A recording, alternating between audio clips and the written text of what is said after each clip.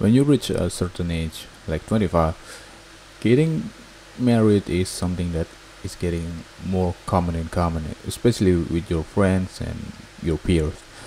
You're getting invited to their wedding, and you just enjoy the food, and that's gonna be what you're gonna do for the last, maybe let's say around 2 years of your life, from 25, 26 to 27, and just seeing your friends slowly one by one getting married and having less time with you to spend together. But that's just part of life. And speaking of marriage and the events itself, there's this funny let's say I'll say incident. So in 27 January, which was yesterday, uh, my friend called me up and say, "Hey, are you getting invited to this friend's party?" And of course, me also getting invited, I was able to say, I did say, "Yeah, want to go together?" And he said, like, "Yeah, sure," as usual, because me and him, we've been together, going to my friends to our friends wedding party, well, quite to get for quite a while. So this ain't our first time. I usually drive my car and then just pick him up, and then we'll go to the place. Usually we bring other friends to come with us, and we go together. So that day was just like another Saturday for us. So I come and I pick him up. He's from Tangerang, which is the west part of Jakarta, and I'm from Jakarta, the north part of Jakarta. So I had to pick him up. I didn't realize what was wrong until I went to my car, hit turn my car on, and then just slowly waiting for him. When it comes to wedding invitation, I generally don't look at the details quite often. I will just look at the date, and I will look at the address. I will copy the address, I will paste it on the Google Maps, and I'll just save it. And the day when the wedding the event comes, I'll just search it up on the Google Maps, and I'll just set a direction to it, and that's it. And that day I didn't do that earlier, so I didn't do it beforehand, and I forgot where the event is taking place. And at that time, I was already in my car, and my friend, he is already from Tangerang, and on the way to Jakarta, which takes, let's say, around 30 minutes by train. So he's already on the train, and he's about to reach the central Jakarta. And at that point, I realized we've both have made a mistake.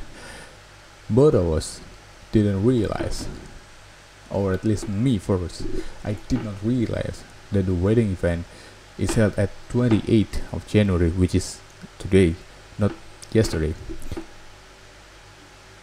And I realized that when I opened up the wedding invitation, because I was about to look for the place, not the time, and I look at the date and say 28, and I look at my calendar, my phone, and it says 27. It is 27, it's not 28. I was in disbelief, so I take a closer look. I make sure that the date is correct. Maybe he made a mistake in sending the date invitation. Maybe 28 is like for the event of another event. I don't know. I was in a coping mechanism. I didn't believe that. So I look at the calendar, and it says 27. The event is tomorrow, not that day. That's what I thought. And I'm pretty sure at that moment my friend did not know about it, and he didn't even bother to check it at all, even when he's already on the way to the pickup point that we have both agreed. He didn't check it at all. And I was like, if I told him now, he'll probably just go back and that would be unfair for me because I've already went from Jakarta, North Jakarta to East Jakarta, which is like takes let's see 30 minutes. So I say, let's say play a little prank here. I'm not gonna tell him until he reach the meeting point, and then I'll tell him right when he enters my car, and I'll see his reaction. So what I did was exactly what I was playing. So not long after that, around 10 a.m. in the morning, uh, he arrived at the pickup point. I arrived at the pickup point. I open my door. He comes in. We greet him. He's like, "What's up?" He's like, "What's up?" And it's like, "All right, you should check the date for the wedding event." And it's like, "Oh no, no, you don't tell me. No, no, no. There's no way we both made the same mistake. No, no, no, no, no." And he was like, he has the same reaction as me, as he was frantically searching for the actual date in the invitation. And of course it's 27, it's not 28. And it's like, oh my god. So yeah, we're both properly dressed in batik, in a nice dress. We got our perfume, everything. Our hair is combed up, it's neat, nice. The only thing that's not nice is just the fact that the event is actually tomorrow. So yeah, we're kind of predicament, I would say. So thankfully I have let's say a little plan prepared. So I just say to my friend, he's like, "You see, I have